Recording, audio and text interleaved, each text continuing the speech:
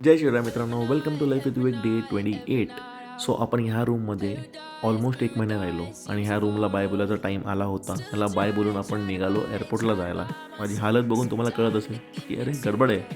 So गडबड ही होती की फ्लाईट आपली होती 9:30ची आणि मी उठलोच 7:30ला. सो चेकआउट केलं, कॅब पकडली आणि पोचलो एअरपोर्टला.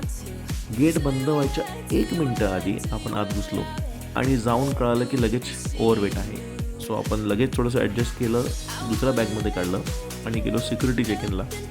आणि सामान खूप होतं. सिक्युरिटी चेक इनला पण वेळ लागला आणि लाईन पण होती.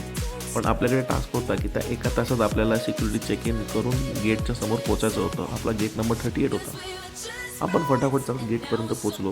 गेटवर पोचल्यावर कळालं की अरे आपली VIP सर्व्हिस बुक केली होती.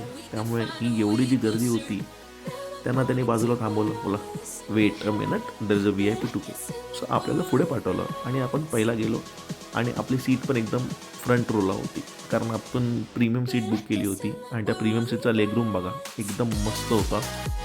पण मला रिअलाईज झालं की ट्रे कुठे आहे. तर बघितलं ट्रे इथे होता. सीटचा जो हँडल त्यामुळे ट्रे होता. ट्रे खोलून बघितला आपण तर खोललाच होता. म्हटलं तर चला खाऊन पण घेऊया. सो आपल्याला व्हेज मील ऑर्डर केलेली.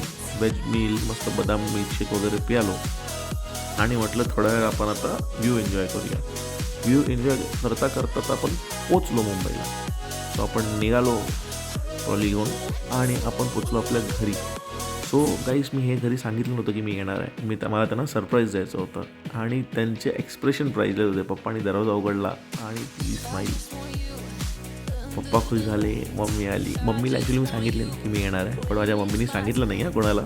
सो असं आपण पोचलो मुंबईला आणि त्याच्यानंतर हा मुंबईचा सनसेट एन्जॉय करा. आजचा दिवस इथेच संपवतो. भेटूया आपण आता उद्याच्या व्लॉगमध्ये.